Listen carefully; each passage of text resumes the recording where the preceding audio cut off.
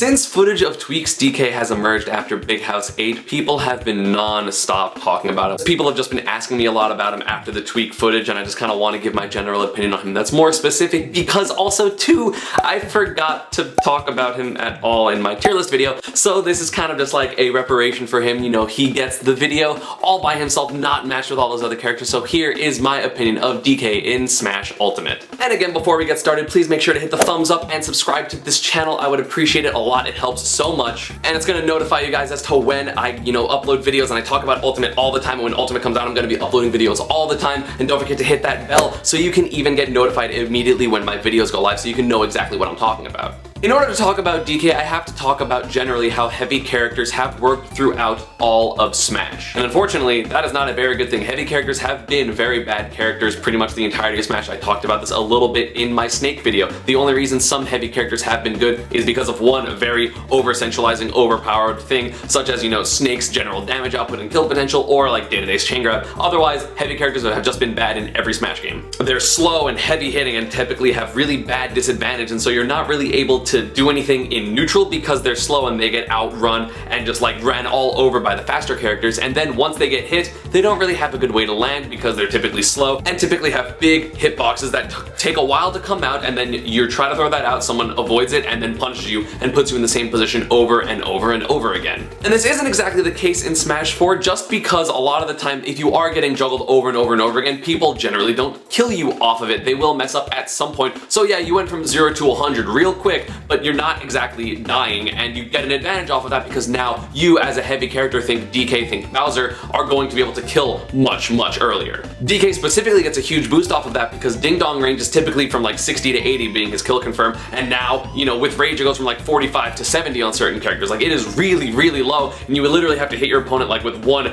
grab, cargo, up throw, like up B or something, and that's like all the percent you need to kill them if you have a high amount of Rage. So Rage is a big portion as to why heavies are a little bit better in Smash 4 overall. Like, even the ones that are like mid-low tier are still scary, because think of like Day-to-Day's back air is going to kill you early, Charizard back air or Flare Blitz. Like, they may not be great, but they're at the very least scary, whereas they haven't really been in the other Smash games other than a few specific examples. In Ultimate, DK got a decent amount of changes, some of them good and some of them honestly really devastating to his playstyle. DK does have a lot of positives going for him. They somehow made his normals better. His attacks, his tilts were so good in Smash 4 because they were slightly invincible or intangible, they were huge, they were fast, and they generally did a pretty good job, and then up tilt killed very early. And in Ultimate, this is still the case. Up tilt will still kill you. Forward tilt's even better now. It's faster. Down tilt is still amazing, and it can mix people up into like a 50-50 of like, am I gonna dash attack? Am I gonna dash grab? What are you gonna do in this situation? His aerials are all kind of huge. Like, up air is really good, and it was invincible in Smash 4, and I haven't obviously seen the hitboxes yet in Ultimate, but it seems really big and still pretty invulnerable or hard to mess with, and it will kill you very early. His back air is one of the best back airs in the entire game, so DK does have a lot going for him. With DK having his new addition to the down B being like a usable move in the air now, like, it was usable in Brawl, but it was kind of bad, but in Ultimate it actually can combo into things like up smash. Tweak showed a lot of those type of things. That does help,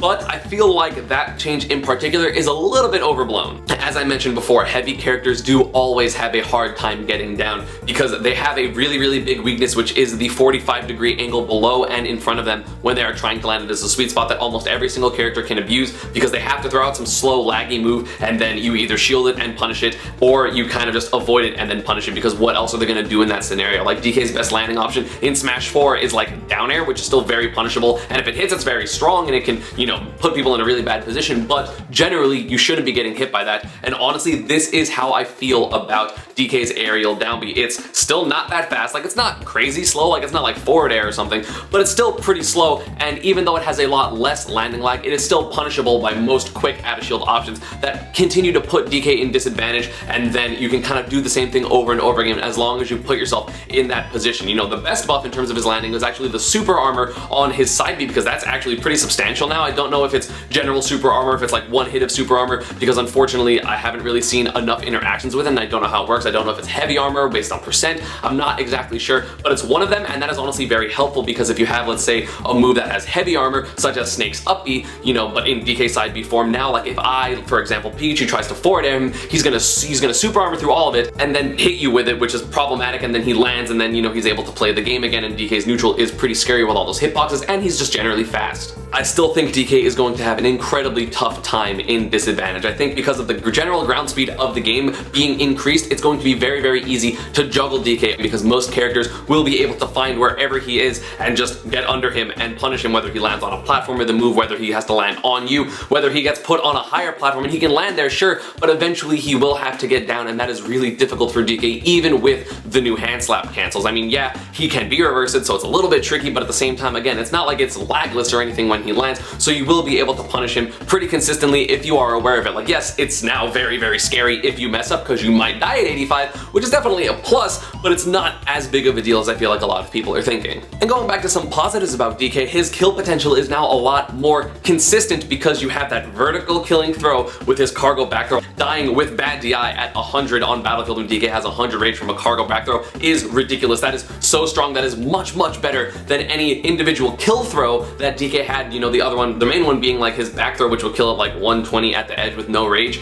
you know, in Smash 4. But again, it is at the cost of his ding dong. Cargo up throw up air does not kill anymore. It doesn't matter how much rage you have. It doesn't matter anything. Maybe on low ceiling stages, but from every single DK player that has played this game, ding dong is not in the game. It will not kill you. So it kind of changes a lot of things. DK can kill more consistently at like 100 to 130 because now you have like things like your back air. Obviously you have your hand slap, you know, combos at like 85. You have the cargo back throw, but now you don't have those ridiculous I'm gonna kill you at 45 kills, other than I guess 9-wine, which to me is a really, really big reason as to why people are scared of characters like DK and Bowser in Smash 4 is because, oh man, I'm at 45 and they're at 100. I'm technically winning, but if I get grabbed, I die, and obviously I'm using those percents as like a lighter character. It's a little bit higher for the heavier characters. So now, like, I feel like you're actually going to be able to fight DK and, you know, not be as scared if you mess up and disadvantage. Like, if I take 30 to 45 from DK at the beginning and then I hit him for 100 or 110% because I kept him in disadvantage, I'm not gonna be worried that I'm about to die because I'm losing. Like, yeah, sure, if he hits me with something ridiculous, I might be able to die, or if he reads me with a spike,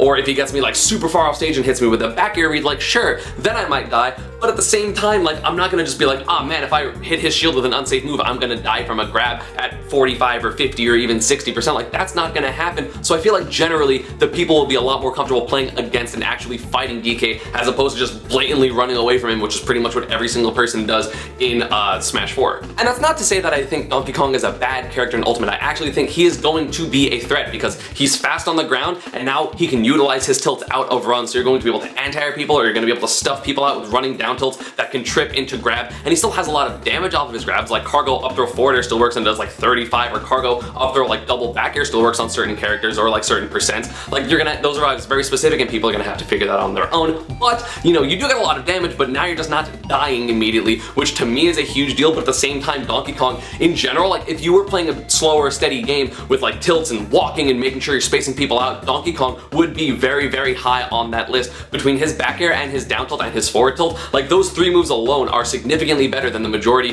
of all of those tilts. Like, forward tilts generally are a pretty weak move in Smash Brothers, and Donkey Kong's is pretty good, especially now that it was buffed. His down tilt is amazing, and it trips, and it can combo into grab, and it generally just stuffs people out and can hit people off the ledge. And then his back air, as I mentioned before, is one of the best back airs in the entire game. So now that he has access to them when he's running, that's gonna be really frightening to fight against. Like, I'm not looking forward to running up to a DK and then he like turn around up tilts me and armpit hitboxes me at 95 and I die. Like, that's gonna be ridiculous. But the threat of Ding Dong is no longer there, and so I feel like he's gonna be less scary, but probably a little bit better than his Smash 4 variant. You know, I don't know how much stages are gonna affect him. His recovery is still pretty abusable, and obviously I'm thinking from a Pikachu mind that my matchup's gonna get better because I don't have to worry about Ding Dong, and now I can spike him out of his up B pretty easily. But, you know, generally I don't know how easy it is going to be to edge guard Donkey Kong because I don't know how much better his up B is. You know, I feel like it goes a little bit less vertically on his recovery, which is pretty bad because if you hit him any type of lower, they have to air dodge away and then they have a bunch of lag. It is going to put them in a very specific position where they have to recover, and you can just throw out a hitbox there and potentially kill him for it. Like, instead of DK being a grappler-esque character like he is in Smash 4, now he's going to be a boxing character,